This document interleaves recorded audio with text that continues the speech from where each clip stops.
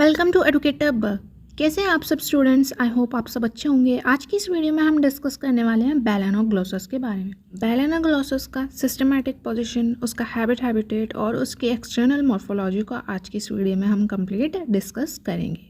Previous video में हमने discuss किया था फाइलम हेमिकोडेटा के जनरल कैरेक्टर्स के बारे में। अगर आपने वो वीडियो नहीं देखी तो उसे ज़रूर देखें, उसका लिंक मैं डिस्क्रिप्शन बॉक्स में दे दूँगी।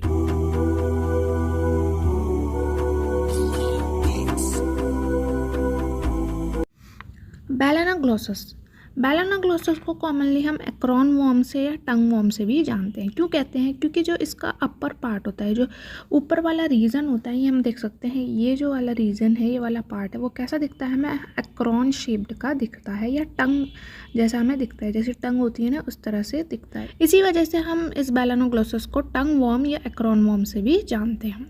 सबसे पहले हम डिस्कस करेंगे इसका सिस्टमैटिक पोजिशन के बारे में। फाइलम कॉर्डेटा, बैलेनोग्लोसस को फाइलम कॉर्डेटा में रखा गया है। कॉर्डेटा के कैरेक्टर्स क्या हैं? कॉर्डेटा के कैरेक्टर्स होते हैं नोटोकॉर्ड का प्रेजेंस होना, नोटोकॉर्ड होना और डोर्सल नर्व कॉर्ड का प्रेजेंस होना, साथ साथ में जो फेरेंजियल गिल स्लिट्स हैं और पोस्ट एनल टेल जो है वो प्रेजेंट रहती है। किसमें? फाइलम कॉर्डेटा के ये जनरल कैरेक्टर्स हैं। सब फाइलम क्या है? हेमिकॉर्डेटा। फिर यहाँ पे बात की गई सब फाइलम हेमिकॉर्डेटा के बारे में। बैलेनोग्लोसस को सब फाइलम हेमिकॉर्डेटा में रखा गया है। हेमी का मतलब होता है हाफ और कॉर्डेटा का मतलब है वो है notochord.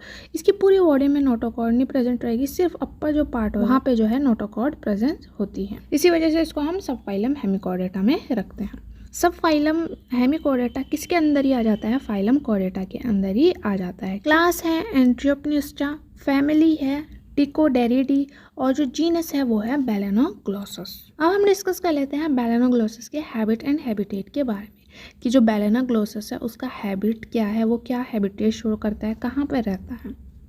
बैलेनोग्लोसस is commonly known as acorn worm. जैसे कि अभी हमने जाना, जो बैलेनोग्लोसस है उसको कॉमनली हम किस नाम से जानते हैं? एक्रोन वॉर्म से भी जानते हैं, क्योंकि इसका जो शेप है, इसका जो ये अपर वाला रीजन होता है वो कैसा होता है? एक्रोन शेप का होता है या टंग शेप का होता है। इसी वजह से हम इसको टंग वॉर्म भी कहते हैं या एक्रोन वॉर्म भी कहते हैं। It is an evolutionary link between invertebrates and vertebrates. ये जो बैलेनोग्लोसस है वो इनवर्टिब्रेट्स और वर्टिब्रेट्स के बीच में किसका काम करता है? इवोल्यूशनरी लिंक का काम करता है। कहने का क्या मतलब है? जो बैलेनोग्लोसस है इसमें जो है कुछ कैरेक्टर्स जो है वो कॉर्डेट के हैं, पूरी तरह से नहीं है, कुछ कैरेक्टर्स हैं, इसीलिए हम इसको हेमिकॉर्डेटा में इंक्लूड करते हैं। जो नोटोकॉर्ड है वो सिर्फ और सिर्फ अपर पार्ट में प्रेजेंट रहती है, जबकि इनमें जो है नर्व कॉर्ड प्रेजेंट नहीं है। डोर्सल नर्व कॉर्ड का प्रेजेंस होना भी क्या है? एक कॉर्डेटा का कैरेक्टर है, पर इस बैलेनोग्लोसस में जो है वो नर्व कॉर्ड प्रेजेंट नहीं होती। गिल्स प्रेजेंट रहती हैं इसमें। तो कहने का वही मतलब है, ये क्या शो कर रहा है? वो इनवर्टिब्रेट्स और वर्टिब्रेट्स के बीच में इवोल्यूशनरी लिंक का काम कर रहा है, इवोल्यूशनरी लिंक को शो कर रहा है। It has a notochord in the upper part of the body and has no nerve cord. बैलेनोग्लोसस में नोटोकॉर्ड तो प्रेजेंट है, वो कहाँ पे प्रेजेंट रहेगी? सिर्फ और सिर्फ बॉडी के अपर पार्ट में प्रेजेंट है। इसमें जो है वो नर्व कॉर्ड एब्सेंस रहती है। अब आप ये कहेंगे कि जब हमने प्रीवियस वीडियो में फाइलम हेमिकॉर्डेटा के जनरल कैरेक्टर्स को डिस्कस किया था तो हमने देखा जो हेमिकॉर्डेटा के जो कैरेक्टर्स है वो क्या है, उनमें जो है वो नोटोकॉर्ड प्रेजेंट है, साथ साथ में जो है वो डोर्सल नर्व कॉर्ड और लिटिल जो है और वेंट्रल नर्व कॉर्ड भी प्रेजेंट है। बट यहाँ पे हम सिर्फ और सिर्फ किसकी बात कर रहे हैं? बैलेनोग्लोसस की बात कर रहे हैं। वहाँ पे हमने क्या बात करी थी? फाइलम हेमिकॉर्डेटा के जनरल कैरेक्टर्स में हेमिकॉर्डेटा में बहुत सारे ऑर्गेनिज्म आ जाते हैं, बट यहाँ पे सिर्फ और सिर्फ बैलेनोग्लोसस की बात की जा रही है कि इसमें नोटोकॉर्ड तो प्रेजेंट है, वो सिर्फ और सिर्फ अपर पार्ट में प्रेजेंट है, लेकिन इसमें जो है नर्व कॉर्ड है वो एब्सेंट रहती है।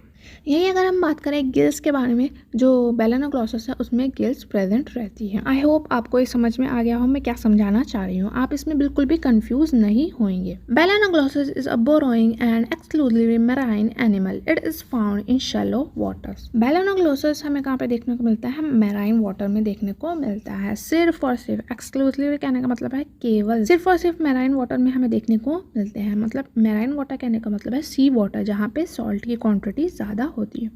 और क्या है? ये बोरोइंग एनिमल्स भी हैं। बोरोइंग कहने का मतलब है जो सी के आसपास जो रेत है ये वहाँ पर आकर के बोरो बनाते हैं। बोरोइंग का कहने का मतलब बिल बना करके रहना, ये बिल बनाएंगे और उसमें रहते हैं।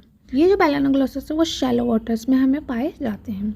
शैलो कहने का मतलब है ज़्यादा गहराई में नहीं होंगे, वाटर की ज़्यादा गहराई में प्रेजेंट नहीं रहते। Balanoglossus is world wide in distribution.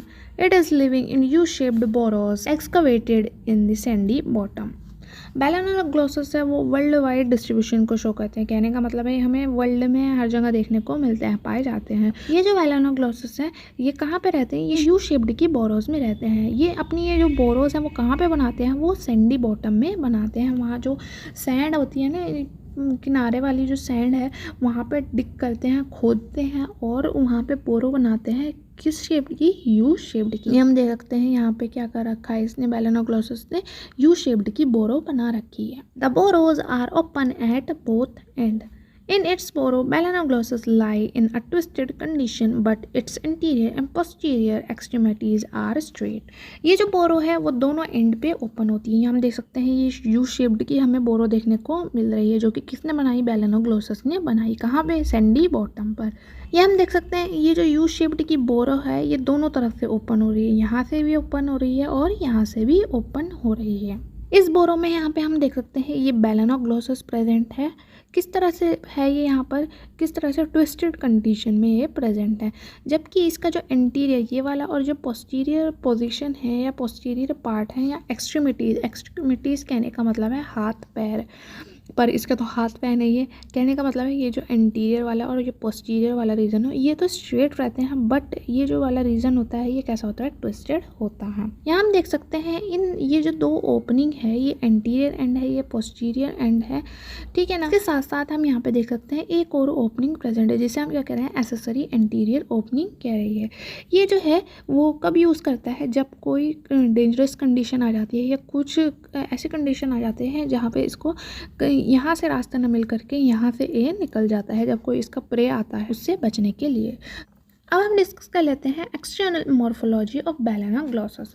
बैलेनोग्लोसस की एक्सटर्नल मॉर्फोलॉजी के बारे में कि जो बैलेनोग्लोसस है उसका शेप कैसा है, साइज़ कैसा है, वो दिखता कैसा है। The body of Balanoglossus is soft, worm like and elongated.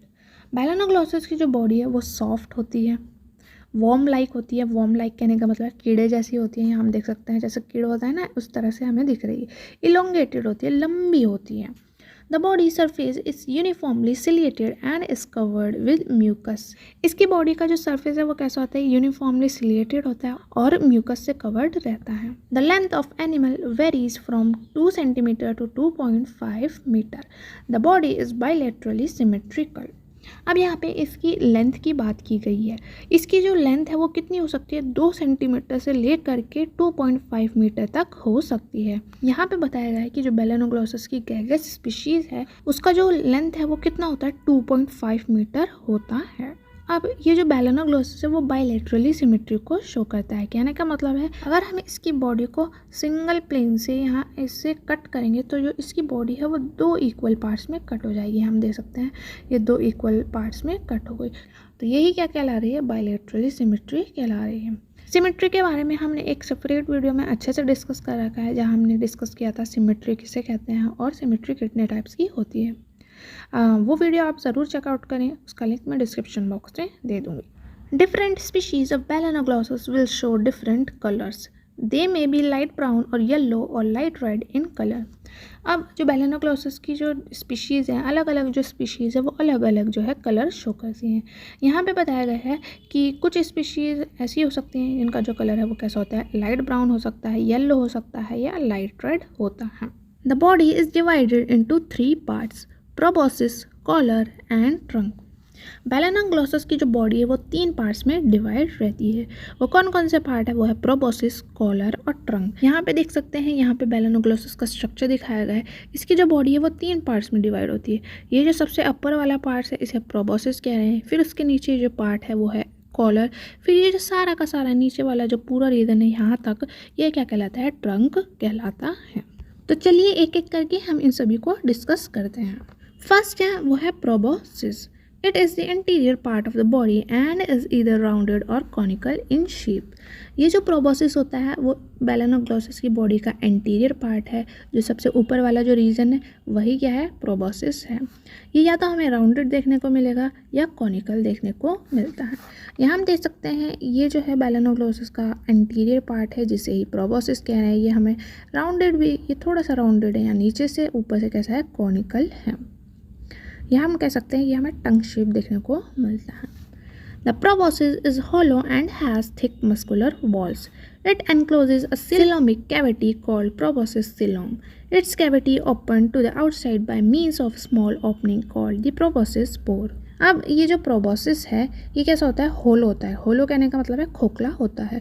और इसकी जो प्रोबोसिस है, इसकी जो वॉल्स है वो कैसी होती है, मोटी होती हैं, थिक होती हैं और मस्कुलर होती हैं। यहाँ पे बात की गई है ये जो प्रोबोसिस है वो किसको सराउंडेड करके रखता है, सिलोमिक कैविटी को सराउंड करके रखता है, उसको एनक्लोज करके रखता है। इस सिलोमिक कैविटी को हम क्या कहते हैं, प्रोबोसिस सिलोम कहते हैं।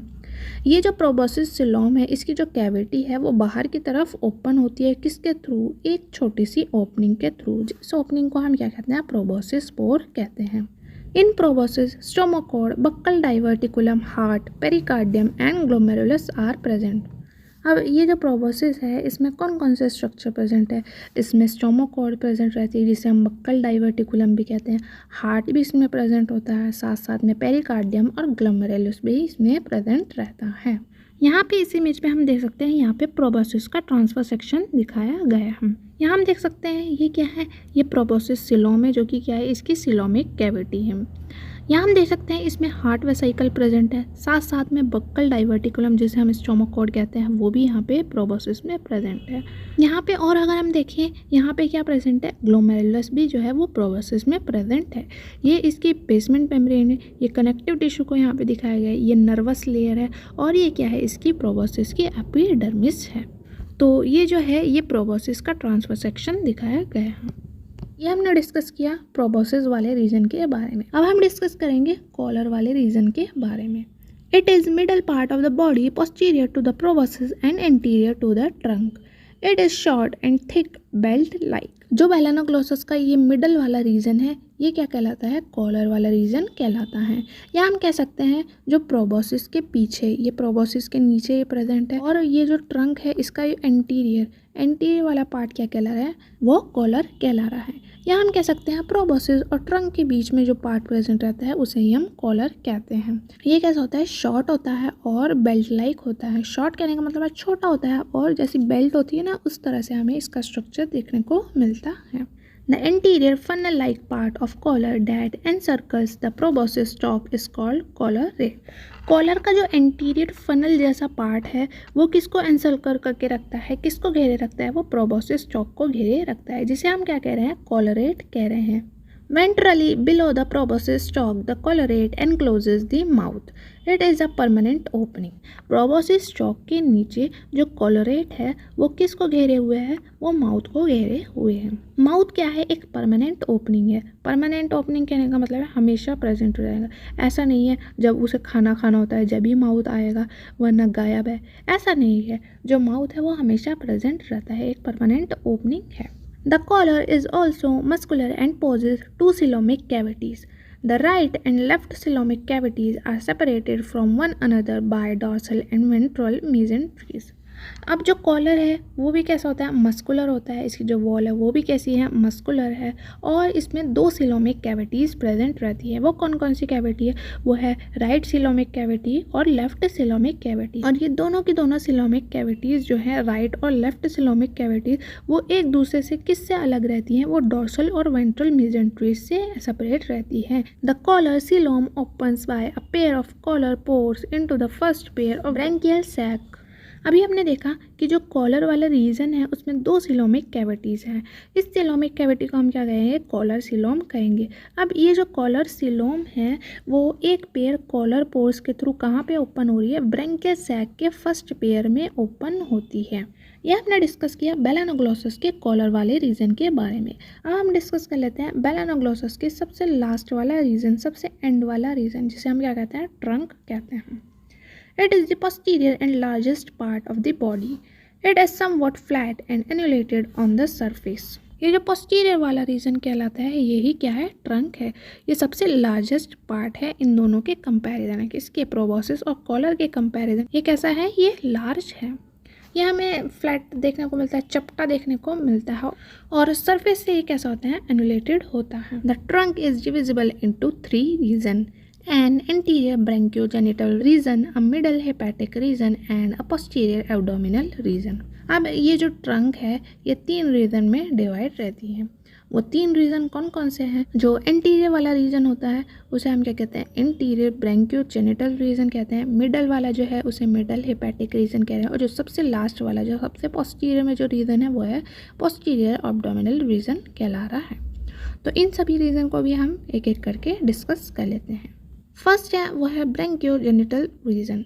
It is the first part of the trunk. It includes gills and gonids, hence it is called branchiogenital region। ये जो branchiogenital region है ये ट्रंक का फर्स्ट पार्ट है, सबसे फर्स्ट पार्ट है। हम देख सकते हैं ये ट्रंक है, ये इसका जो सबसे एंटीरियर वाला पार्ट है ये क्या कहला रहा है, ब्रैंकियल रीजन या ब्रैंकियोजेनिटल रीजन कहला रहा है। इसमें क्या प्रेजेंट रहते हैं, गिल्स प्रेजेंट रहते हैं और कोनिड्स प्रेजेंट रहते हैं। इसी वजह से ये क्या कह रहा है, ब्रैंकियोजेनिटल रीजन कह रहा है, क्योंकि इसमें क्या प्रेजेंट है, गिल्स प्रेजेंट रहते हैं और कोनिड्स प्रेजेंट रहते हैं। नेक्स्ट जो रीजन है ट्रंक का वो है hepatic region. The hepatic region is marked by numerous small paired transverse folds, the hepatic cysta on the dorsal side. It is dark brownish or greenish in color। अब इस ब्रैंकियोजेनिटल reason के बाद वाला जो रीजन है वो क्या कहलाता है, हिपैटिक रीजन कहलाता है। इस हिपैटिक रीजन में क्या प्रेजेंट है, बहुत सारे छोटे छोटे पेड़ में ट्रांसफर फोल्ड्स प्रेजेंट हैं। इन फोल्ड्स को ही क्या कहते हैं, हम हिपैटिक सीसा कहते हैं। ये हम देख सकते हैं यहाँ पे बहुत सारे छोटे छोटे क्या प्रेजेंट है, हिपैटिक सीसा प्रेजेंट है। वो भी कहाँ प्रेजेंट है, डोर्सल साइड पे। डोर्सल साइड पे बहुत सारे छोटे छोटे हिपैटिक सीसा प्रेजेंट हैं। ये जो हिपैटिक सीसा है ये कैसे होते हैं, ये डार्क ब्राउनिश या ग्रीनिश कलर के होते हैं। नेक्स्ट जो रीजन है वो है abdominal region. The post-hepatic region is the posterior most and the longest part of the trunk and is also called the abdomen or the caudal region। अब ये जो एब्डोमिनल रीजन है या जिसे हम पोस्ट हिपैटिक रीजन कह रहे हैं, क्योंकि ये हिपैटिक रीजन के बाद में प्रेजेंट है इसीलिए हम इसे पोस्ट हिपैटिक रीजन भी कह सकते हैं। ये जो है वो ट्रंक का सबसे पोस्टीरियर मोस्ट, सबसे नीचे वाला और सबसे लंबा पार्ट है, और इसी रीजन को ही हम क्या कहते हैं, एब्डोमेन या कॉडल रीजन भी कहते हैं। यहाँ पे हम देखें ये हिपैटिक रीजन है, हिपैटिक रीजन के बाद वाला जो पार्ट होएगा वो क्या कहला रहा है, पोस्ट हिपैटिक रीजन या एब्डोमिनल रीजन या एब्डोमेन या कॉडल रीजन कहला रहा है। यहाँ पे इसको अलग अलग जो है वर्ड्स दिखाए गए हैं, पर सबका मीनिंग क्या है, एक ही है, बस नाम अलग है। कॉडल रीजन कह सकते हैं हम इसको, abdomen region, post hepatic region क्योंकि ये हिपैटिक रीजन के बाद प्रेजेंट है, या abdominal region. The post-hepatic region or abdominal region gradually tapers behind and bears a terminal anus। अब ये जो पोस्ट हिपैटिक रीजन है या एब्डोमिनल रीजन है ये हम देख सकते हैं ये पीछे की तरफ धीरे धीरे कैसा हो रहा है, टेपर्स हो रहा है, नुकीला हो रहा है, और फिर एंड पे इसके यहाँ पे हम देख सकते हैं इसके एनस प्रेजेंट है। अब हम डिस्कस करेंगे मेलानोग्लॉसस के बॉडी वॉल के बारे में। The body wall of Balanoglossus is thick and muscular. Balanoglossus की जो बॉडी वॉल है वो कैसी होती है, थिक होती है, मोटी होती है और मस्कुलर होती है। It is made up of the outer most epidermis, middle musculature and inner most peritoneum. अब ये जो मेलानोग्लॉसस है इसकी जो बॉडी वॉल है वो डिफरेंट लेयर से मिलकर के बनी होती है, हम कह सकते हैं डिफरेंट कंपोनेंट से मिलकर के बनी होती है। जो आउटर मोस्ट लेयर है वो क्या है, एपिडर्मिस है, फिर जो मिडल है वो क्या है, मस्कुलेचर है, और जो सबसे इनर मोस्ट लेयर होगी वो कौन सी होगी, वो होगी पेरिटोनियम। तो एक एक करके हम इनको डिस्कस करते हैं। फर्स्ट है वो है epidermis. It is the outer most layer and consist of a single layer of epithelial cells. जो एपिडर्मिस है वो मेलानोग्लॉसस की बॉडी वॉल की सबसे आउटर मोस्ट लेयर है, और ये किसने मिलकर के बनी होती है, एक सिंगल लेयर एपिथेलियल सेल की बनी होती है। The epithelial cells are tall, slender and columnar. These cells are mainly of two types। अब ये जो epithelial cells हैं वो कैसी होती है, टॉल होती हैं, सिलेंडर होती हैं और columnar होती हैं। और ये जो epithelial cell है वो दो टाइप्स की होती है। वो कौन कौन से टाइप है, जो फर्स्ट टाइप है वो है ciliated epidermal cell। These are numerous and each bears cilia at its free end। ये जो सिलिएटेड एपिडर्मल सेल है ये न्यूमेरस होती हैं, बहुत सारी होती हैं, इनका जो नंबर है वो बहुत ज़्यादा होता है और हर एक जो सिलिएटेड एपिडर्मल सेल है उसके फ्री एंड पे क्या प्रेजेंट रहता है, सीलिया प्रेजेंट रहता है। फिर जो नेक्स्ट टाइप है एपिथेलियल सेल का वो है gland cells. These are lying interspersed between the ciliated epidermal cells. They are further of 3 kinds. अब ये जो ग्लैंड सेल है वो कहाँ पे प्रेजेंट रहती हैं, जो सिलिएटेड एपिडर्मल सेल है उसके बीच बीच में स्कैटर्ड रहती हैं, फैली हुई रहती हैं। अब ये जो ग्लैंड सेल्स है वो फिर 3 टाइप्स की होती हैं। वो कौन कौन से 3 टाइप्स हैं वो हम देख लेते हैं। फर्स्ट है वो है goblet gland cells. These are flask shaped and secrete mucus. ये जो गॉबलेट सेल है या जिन्हें हम गॉबलेट ग्लैंड सेल कह रहे हैं क्योंकि ये ग्लैंड सेल का ही टाइप है तो इन्हें हम क्या कहेंगे, गॉबलेट ग्लैंड सेल भी कह सकते हैं या खाली गॉबलेट सेल भी हम इन्हें कह सकते हैं। तो ये जो गॉबलेट सेल है ये कैसी होती है, फ्लास्क शेप्ड होती है और ये क्या सिक्रीट करती हैं, ये म्यूकस सिक्रीट करती हैं। फिर जो नेक्स्ट टाइप है ग्लैंड सेल का वो है reticulate gland cell. These are long cells with a special type of cytoplasm. These cells also secrete mucus. ये जो रेटिकुलेट ग्लैंड सेल है ये कैसी होती है, लॉन्ग होती है, लंबी सेल्स हैं और इनमें एक स्पेशल टाइप का जो है वो साइटोप्लाज्म प्रेजेंट रहता है। ये जो रेटिकुलेट ग्लैंड सेल है ये भी क्या सिक्रीट करती है, ये भी म्यूकस का सिक्रीट करती है। अगर हम यहाँ इस इमेज में देखें ये बेलेनोग्लोसस की बॉडी वॉल का वर्टिकल सेक्शन दिखाया गया है। ये क्या है, इसकी एपिडर्मल सेल है। फिर उसके बाद यहाँ पे दिखाया गया है ये क्या है, इसकी गॉबलेट ग्लैंड सेल है। ये कैसी दिख रही है, हमें फ्लास्क शेप्ड दिख रही है और क्या करती है, ये म्यूकस को सिक्रीट करती है। फिर उसके बाद जो है वो रेटिकुलेट ग्लैंड सेल को बताया गया है। ये जो रेटिकुलेट ग्लैंड सेल है ये कैसी है, ये लंबी लंबी सेल्स हम देख सकते हैं, ये लॉन्ग है और इनमें एक स्पेशल टाइप का साइटोप्लाज्म प्रेजेंट रहता है। ये जो रेटिकुलेट ग्लैंड सेल है ये भी क्या करती है, ये भी म्यूकस को सिक्रीट करती है। नेक्स्ट जो टाइप है ग्लैंड सेल का वो है mulberry gland sales. These are long cells containing cytoplasmic granules and hence are also called glandular gland cells. They secrete amylase. अब ये जो मलबरी ग्लैंड सेल्स हैं ये कैसी हैं, ये भी लॉन्ग सेल है, लंबी लंबी सेल है और इनमें क्या प्रेजेंट रहता है, साइटोप्लाज्मिक ग्रेन्यूल्स प्रेजेंट रहते हैं। इसके साइटोप्लाज्म में क्या है, ग्रेन्यूल्स प्रेजेंट हैं। इसी वजह से इन सेल्स को हम क्या कहते हैं, ग्लैंडुलर ग्लैंड सेल्स भी कहते हैं। ये क्या करती है, ये अमाइलेज को सिक्रेट करती हैं। यहाँ हम देख सकते हैं ये जो है मलबरी ग्लैंड सेल्स प्रेजेंट है जिन्हें हम क्या कह रहे हैं, ये ग्लैंडुलर ग्लैंड सेल भी कह रहे हैं। ये कैसी है, लंबी लंबी है, लॉन्ग है और ये क्या सिक्रेट करती है, अमाइलेज सिक्रेट करती है। In their proboscis region, a special type of cell, neurosensory cells present, and below the epidermal cell, a thick layer of nerve cells and nerve fibers are present. Balanoglossus के proboscis वाले reason में special type की जो है वो cells present रहती हैं। उन सेल्स को हम क्या कहते हैं, न्यूरोसेंसरी सेल्स कहते हैं।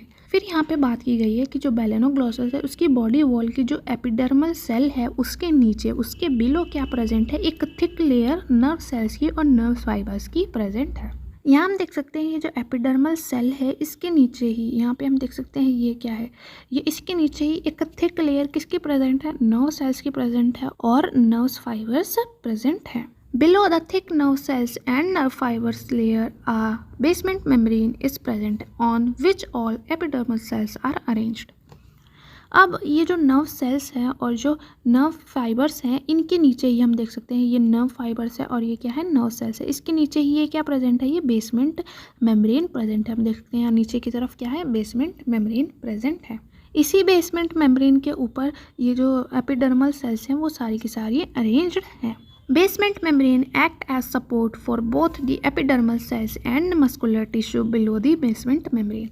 अब ये जो बेसमेंट मेम्ब्रेन है ये क्या सपोर्ट, ये किसकी तरह काम करती है, सपोर्ट सिस्टम की तरह काम करती है। जो एपिडर्मल सेल्स होती हैं उनको भी ये सपोर्ट करती है, साथ साथ में जो मस्कुलर टिश्यू है जो कि इस बेसमेंट मेम्ब्रेन के नीचे प्रेजेंट है उनको भी सपोर्ट करती है। तो ये जो बेसमेंट मेम्ब्रेन है वो सपोर्ट का काम करती है। नेक्स्ट जो लेयर है बॉडी वॉल की वो है मस्कुलेचर, या हम इसे कह सकते हैं मसल लेयर या muscular tissue. The body wall of Balanoglossus is tough due to the presence of circular and longitudinal muscle fibres.